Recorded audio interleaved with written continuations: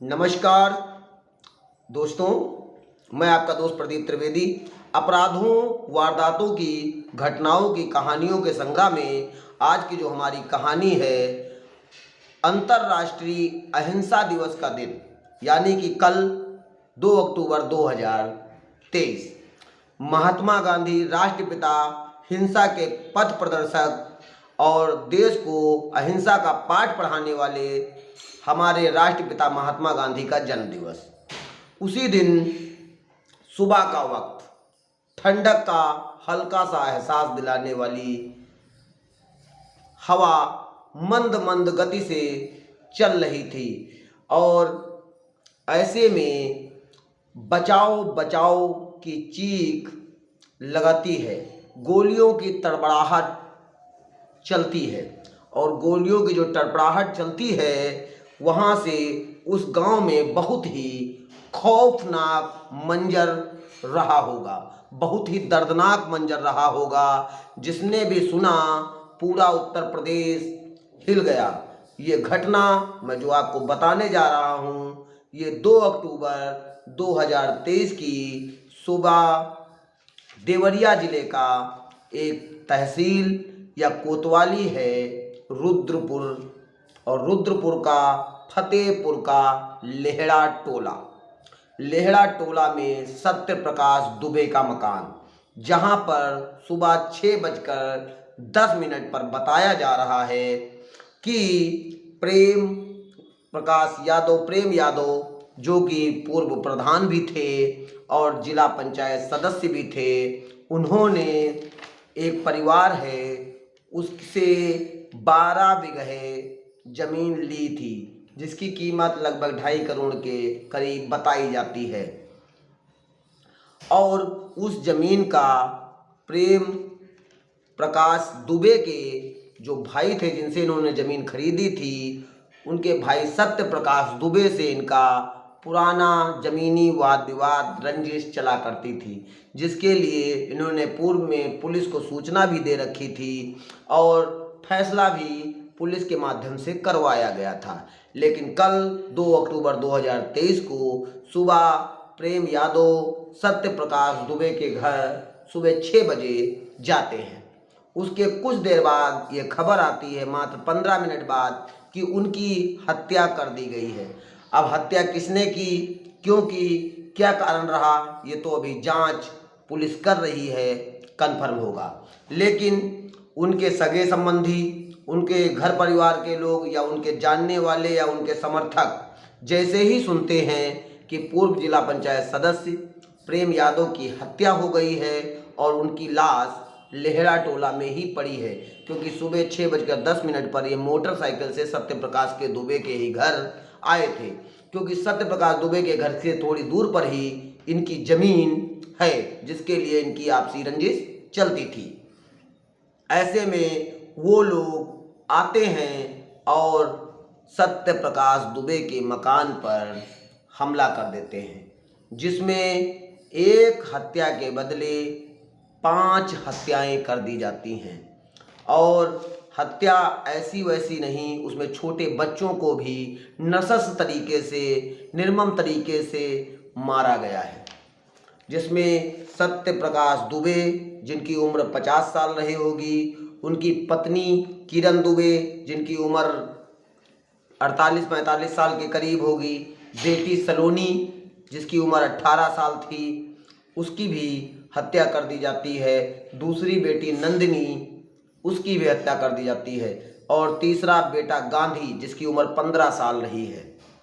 और चौथे बेटे अनमोल के ऊपर भी हमला किया जाता है। हमला करने वाले उसको भी पूरी तरह से मृत बनाकर ही वहाँ से गए थे, लेकिन ईश्वर की कृपा से जाको राखे साइयाँ, मार सके न कोई। अनमोल वहाँ पर उसकी सांसें चल रही थी और वो बच जाता है।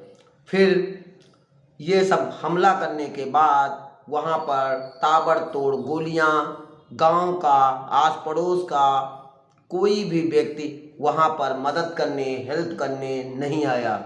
जब सत्य प्रकाश दुबे के ऊपर हमला हुआ तो उनकी पत्नी उनको बचाने के लिए दौड़ी तो उनको भी गोली से उड़ा दिया गया। बच्चे डर के मारे टीन की छत के नीचे छुपे हुए बैठे थे। एक एक बच्चे को उन हत्यारों ने निकाल निकाल कर मारा है। ऐसी दर्दनाक घटना जिसने भी सुना उसका दिल दहल गया, वो परेशान हो गया, वो घबरा गया, वो चिंतित हो गया। मतलब व्यक्ति जिसने भी उन 5 लाशों को उठाने वाला गांव का कोई व्यक्ति नहीं आया। तुरंत घटना पुलिस के पास पहुंचती है, पुलिस घटना स्थल पर पहुंचती है। बहुत देर तक तो पुलिस को यह सोचने समझने में लग जाता है कि क्या कांड हुआ होगा, क्या घटनाक्रम हुआ होगा। कोई नाम बताने के लिए तैयार न था, कोई ये बताने के लिए तैयार न था कि क्या कहानी चल रही है, क्या प्रॉब्लम चल रही है, क्या समस्या चल रही है। बाद में जब पुलिस अपने तरीके से बातचीत करती है तो जब बड़े अधिकारी आते हैं तब उनका पता चल पाता है। तुरंत वो जो लड़का जिसकी सांसें चल रही थी उसको अस्पताल पहुंचा जाता है, जिला चिकित्सालय देवरिया। फिर वहां से उसे Baba Raghavdas medical college Gorakhpur refer कर दिया जाता है। थाना अध्यक्ष कोतवाल, सीओ, डिप्टी एसपी संकल्प शर्मा, आईजी अखिल कुमार, एडीजी अखिल कुमार, सभी लोग घटनास्थल पर पहुंचते हैं। मुख्यमंत्री भी इस केस में तुरंत संज्ञान लेते हैं और दोषियों के खिलाफ सख्त से सख्त कार्रवाई करने के आदेश दिए जाते हैं। ऐसे में एडीजी कानून लॉ एंड ऑर्डर कानून व्यवस्था श्री प्रशांत कुमार जी, गृह सचिव श्री संजय कुमार जी भी घटनास्थल पर पहुंचते हैं और तुरंत घटनास्थल का मुआयना करते हैं और दोषियों के खिलाफ कठोर से कठोर कार्रवाई करने का आश्वासन देते हैं। एक लड़का जो था देवेश, जो कि पूजा पाठ का काम करता था, वह सुबह पूजा पाठ करने के लिए गया था और अपने छोटे भाई गांधी को ये बोल के गया था कि आज तेरा बर्थडे है, तेरे बर्थडे पे मैं तुझे कुछ जो पैसा वहाँ से मिलेगा मैं तेरे को गिफ्ट दूंगा। जब वो बेचारा घर में आता है, इतना दर्दनाक मंजर देखता है। जिस भाई को बोल के गया था आज तेरा बर्थडे है, आज उसी का बर्थडे उसकी मृत्यु का दिन बन गया।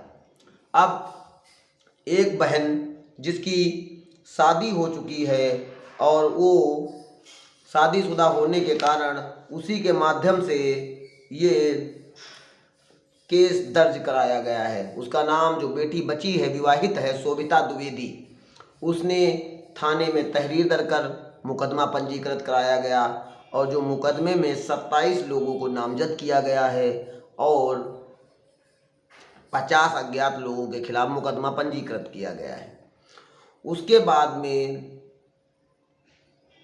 पुलिस ने तुरंत कार्रवाई करते हुए 14 लोगों को हिरासत में लिया है।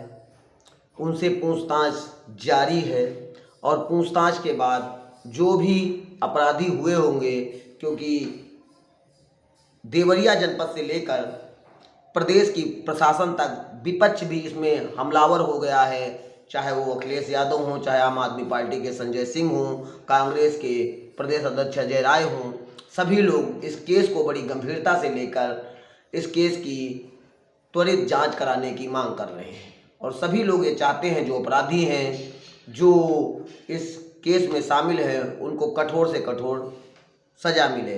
लेकिन आज का जो हमारा केस है, एक हत्या के बदले 5 हत्या। अगर दुश्मनी थी, नाराजगी थी, ज़मीन का वाद विवाद था, तो यहाँ तक जाना कितना उचित था। यह कृत्य जो देवरिया जनपद में हुआ है ये बहुत ही सोचने वाला है। उन बच्चों की क्या गलती थी जिन बच्चों को निर्मम तरीके से हत्या कर मौत के घाट उतार दिया गया। कितना खौफनाक मंजर रहा होगा। 5-5 लाशें, खून क्षतिग्रस्त, जो भी वहाँ गया दिल दहल गया। बच्चों की लाशों को देखने के लिए एक दिल चाहिए होता है जो सबके पास नहीं होता। और उन लाशों को कैसे, इतनी कौन सी दुश्मनी रही होगी कि उन बच्चों को टीन शेड से बेचारे छुपे हुए बैठे थे, उनको मार दिया गया। अब परिवार में 2 लोग बचे हैं, एक जो देवेश जो पूजा कराने के लिए गया था, एक अनमोल जो 8 साल का था, उसको भी ये लोग मार के गए थे, लेकिन ईश्वर ने उसको अभी बचा रखा है, जो कि बाबा राघवदास मेडिकल कॉलेज में भर्ती है। और ज़िंदगी और मौत की लड़ाई लड़ रहा है। और एक बेटी जिसकी शादी हो गई थी वो, और परिवार के 5 लोग मर गए। और कल देवरिया के रुद्रपुर कोतवाली में 6 लोगों की हत्याएं हुई। अब पुलिस अपने स्तर से जांच पड़ताल कर रही है। जो दोषी होंगे उनके ऊपर कठोर कार्रवाई की जाएगी, क्योंकि मुख्यमंत्री, गृह व्यवस्था, शासन प्रशासन, डीएम, डीएम अखंड प्रताप सिंह भी घटनास्थल पर पहुंचे थे, एसडीएम साहब भी पहुंचे थे, एसपी साहब भी पहुंचे थे। सभी लोगों ने बारीकी से इसकी जांच की और तुरंत कार्रवाई करने का आश्वासन दिया है, और जल्द से जल्द 14 लोगों को हिरासत में भी लिया गया है। कानून व्यवस्था चुस्त दुरुस्त है और तुरंत ही इसको सॉल्व किया जाएगा। लेकिन इस केस को बहुत समझना जरूरी ये है कि ये ज़मीन का वाद विवाद, पैसे की रंजिशें, एक भाई जिसने ज़मीन बेची, लेकिन उनका कहना था कि ये भाई मेरा बेचने योग्य नहीं है, ज़मीन बेच कैसे सकता है। इसको बहला के, फुसला के, डरवा के, धमका के प्रेम ना लिया। इसी के लिए उनकी आपस में बहस थी, उसी की लड़ाइयाँ चल रही थी, और ये लड़ाई इतने दर्दनाक मंजर तक पहुंच गई। ईश्वर किसी के साथ ऐसा दर्दनाक मंजर ना दिखाए, किसी को ऐसी घटनाओं से परिचित ना कराए, किसी के साथ अशुभ घटना ना घटे, किसी के साथ अप्रिय घटना ना घटे, किसी का नुकसान ना हो, किसी के दिल में इस तरह का कृत्य करने का ख्याल तक ना आए। इसी भावना के साथ आज के इस मंजर को सुनने के बाद, समझने के बाद हर एक व्यक्ति दहल सा गया है, परेशान सा हो गया है, घबरा सा गया है, क्योंकि ये देवरिया के रुद्रपुर तहसील का ही मामला नहीं है, पूरे उत्तर प्रदेश के जनपद का मामला है। सभी सतर्क रहें, सभी जागरूक रहें, और किसी के साथ कोई अप्रिय घटना ना हो। इसी भावना के साथ आज की कहानी यहीं पर स्थगित करता हूँ। नमस्कार, जय हिंद, जय भारत।